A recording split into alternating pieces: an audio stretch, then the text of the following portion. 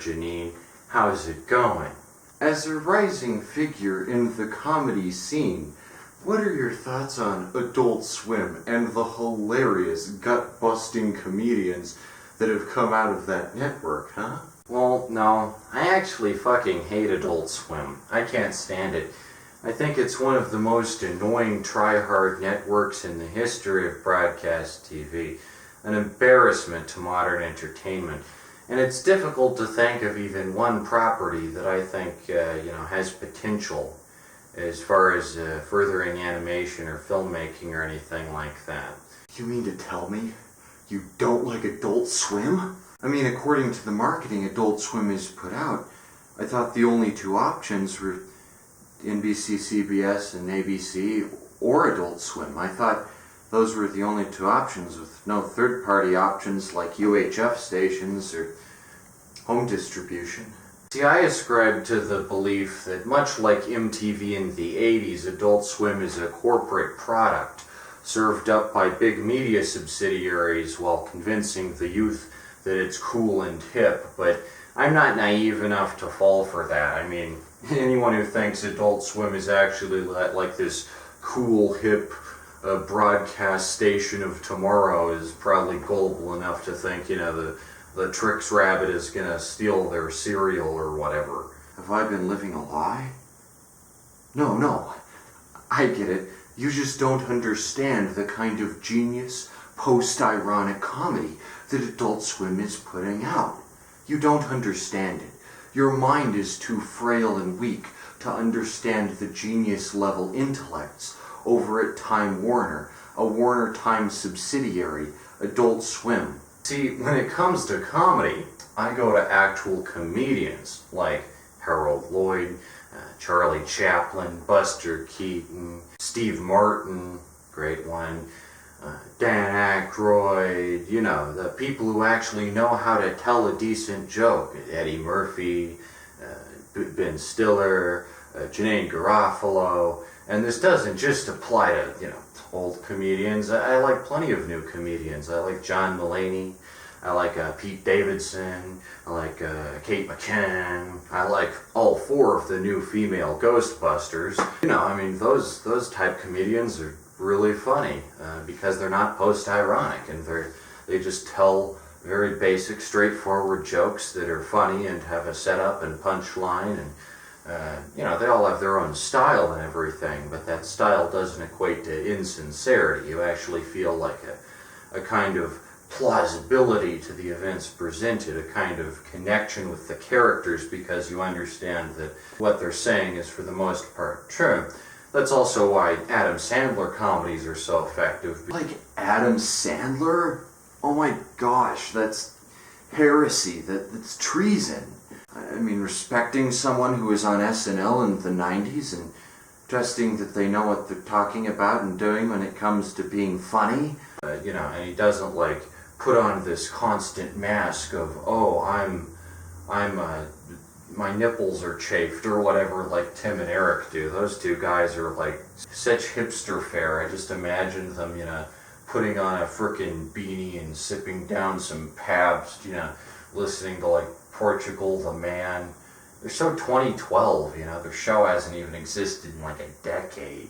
Okay, let me explain it here for you, Nicholas, because you seem a little too dense to understand the genius of the comedians of this our modern age, okay? In Tim and Eric's Awesome Show, for instance, when Tim Heidecker and Eric Wareheim are singing about how their shit came to life, this isn't a juvenile novelty song that Weird Al Yankovic probably wouldn't even cover. This is a metatextual, genius, 4D chess, complete neuropsychology expanding, it's like a genius satire of comedians who are actually like that, but Tim and Eric aren't terrible comedians. They just always pretend to be terrible comedians. It's an act. It's a funny put-on that they're putting one over on you and just pretending to suck. It's time for some new and innovative comedy that's not post-ironic and is just basically like a revitalization of SNL, what SNL brought to the table in the 1970s via innovative, non-ironic sketch comedy that's delivered in a straightforward way and covers current events. But the last thing we need is all these fucking tryhards being like, oh my gosh, I have a seizure. I'm having a seizure right now. You know, that's just like offensive and boring and stale at this point. SNL? Don't give me that. SNL hasn't been funny in 10 years. Or 20 years. It changes a lot as to when SNL supposedly became unfunny. SNL isn't funny. I mean, they've only had like David S. Pumpkins and Chad and all those hits lately. But it's on NBC. And NBC is the enemy. See, because Adult Swim is alternative. It's punk, it's cool. It's cool and hip. And if you don't like Adult Swim, then you're some kind of old-fashioned reject. Some holdout from the past. If you don't like my boy Eric Andre, I'm going to strangle you, Nicholas, with my bare hands. I actually wrote an entire comic about the subject of post-ironic humor called Rubbish Randy Crying Behind the Noodles, where I kind of deconstruct post-irony from a critical standpoint and point out the many ways in which it's a flawed method of delivery by comparing the tactics of shock comedian Rubbish Randy to those of actual comedian George Carlin. I'm actually going to title my next album Adult Swamp, or one of my next albums, and it's going to be a concept album about a network of non-stop chlamydia, a network whose content is so unbearably cringe that it just completely collapses from what a massive embarrassment it is.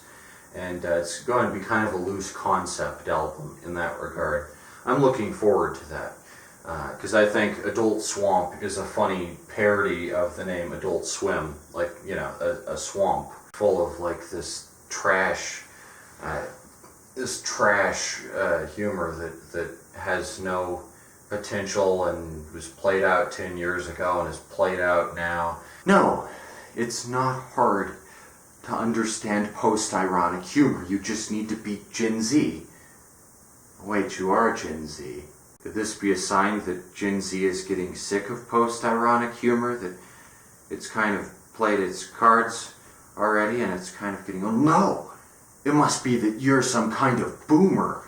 And Eric Andre, the 39-year-old genius, is who I look up to as a role model in comedy. He's the new kid on the block. He's 39 and he's a brilliant genius. He's with us new kids. How do you do?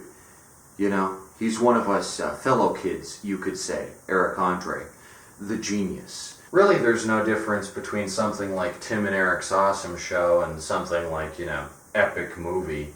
I mean, I guess if you enjoy Epic Movie, you probably, you know, prefer a Tim and Eric's Awesome Show, because they both appeal to the same guttural caveman desires. But as for me, I'll be watching actual comedies like, you know, Deuce Bigalow, Male Gigolo, or The Waterboy with Adam Sandler, because those are actually funny.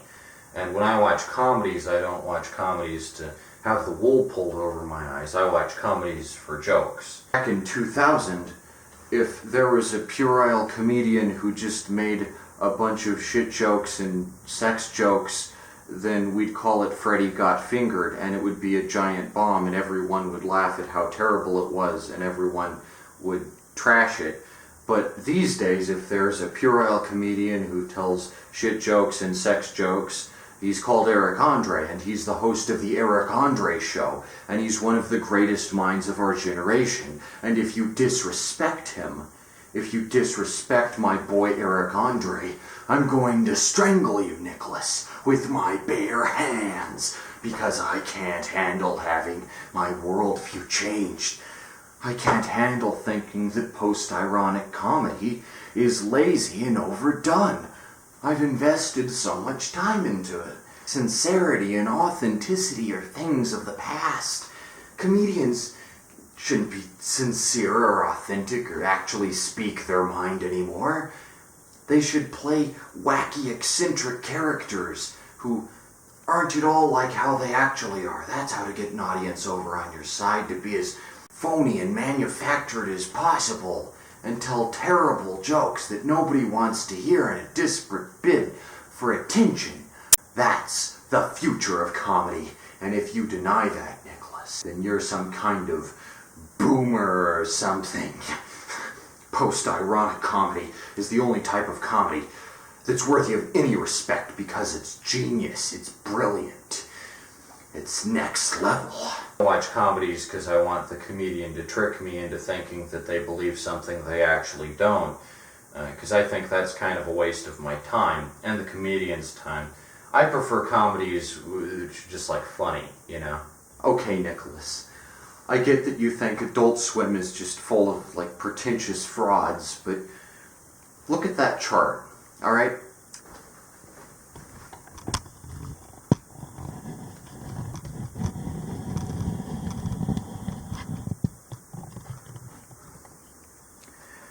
Now, telling what a post-ironic comedian actually means is really easy because my boy Eric Andre is full of nothing but love and respect. You can tell what a post-ironic comedian actually means and wants and thinks just by looking at their face. It takes a certain kind of talent, a certain type of perception that you and your stupid brain probably doesn't have the intellect to comprehend, okay? But look at that chart.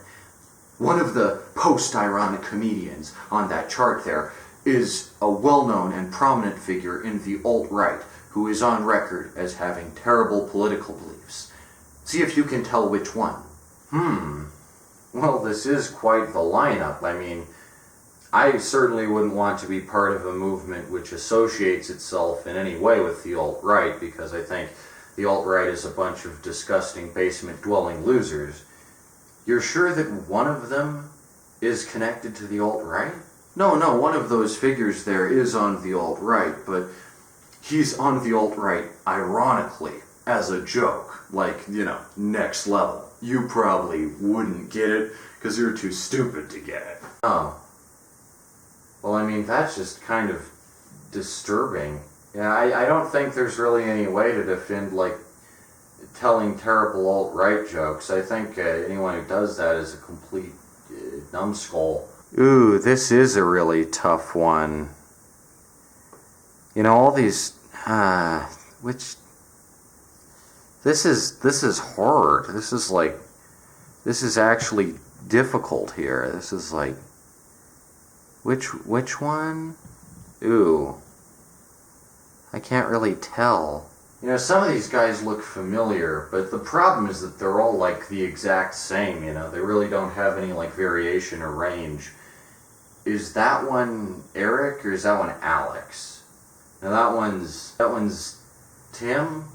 They all have these like really bland one-syllable hipster first names, and they all look like they're from like a package of laundry detergent. Is that Sam? Sam's the Nazi, right?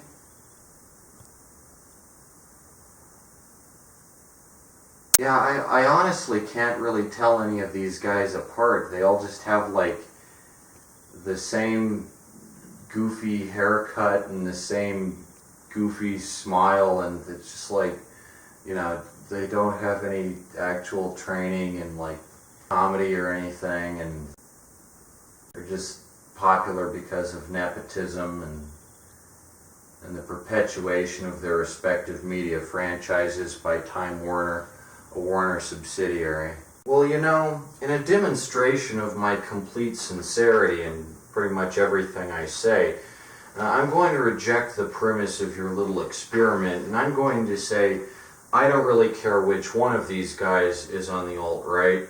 I say they're boring and tasteless and they're yesterday's news, and screw it. Off to the dumpster pile you go, boys. Your careers are massive, washed up failures, and you're not gonna make it. Sorry, boys. Ooh. Off to the dumpster pile. There we go. How do you like that, huh? Eric and Alex and Tom and Tim and Sam and Sam's Club. Yeah. Woo. No, you can't do that. Not to my boys. Not to those glorious post-ironic comedians. Oh no, my entire life is a lie. My entire existence up to this point has been a grand put-on. I mean, overall, I just kind of argue that there is no innovation to be had with post-ironic humor, because innovation is never achieved by blind adherence to the mainstream. And I don't follow the mainstream because that's not where the innovation is at. And I have a pretty good eye for what could be called mainstream and what probably can't. And these guys are definitely mainstream. They're pretty much the Wonder Bread of comedy. Guess I'll go watch a real comedy now, like The Waterboy or Deuce Bigalow American Gigolo. I mean, I'm sorry for kind of, giving you a little reality check, but that's something one of these post-ironic comedians would never do for you, because post-ironic comedy is all about avoiding the prescient issues of today and, through insincerity, avoiding them for as long as possible. And sometimes we have to confront our issues, and we can do it with humor and with clever wit, but eventually, sooner or later, we will need to confront our actual issues instead of ignoring them through annoying insincerity. That's really not the way to go, and I hope that I can kind of serve as a role model for people, and that it's very important not to give in to post-irony or nihilism too much, because there are some actual things in this world worth having beliefs in and having investment in and giving a shit about. And there's nothing wrong with making your beliefs widely known or accepted. That's just a normal facet of life, and it should apply to everyone, comedians included. Who knows? Maybe I'll enjoy a comedy more where the comedian is actually just telling straightforward jokes with obvious meanings behind them, and maybe that'll be a little easier for me. My brain has been stressed out by Tim and Eric's obnoxious sauce. Yeah, well, whatever, I suppose. Don't bring these topics up if you don't want me to own you. Ruin my life.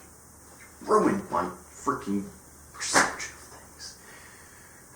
You're too innovative, Nicholas. You're just too fucking innovative. You just hate everything I like, and you like everything that I hate. You're too smart. Least of all me. Nobody cared. I sure did. Hey out there, hope you enjoyed this gratuitous wish fulfillment fantasy video. If you'd like to support the work I do and get a sweet product in return, then buy some Nicholas comics. Write to Nicholas Cicada, 1424 Columbine Street, number 1, Denver, Colorado 80206, for some of the sickest comics in America. That said, I'll be seeing you in the next one. Thanks for watching, and whiz on into the flippin' color gradient.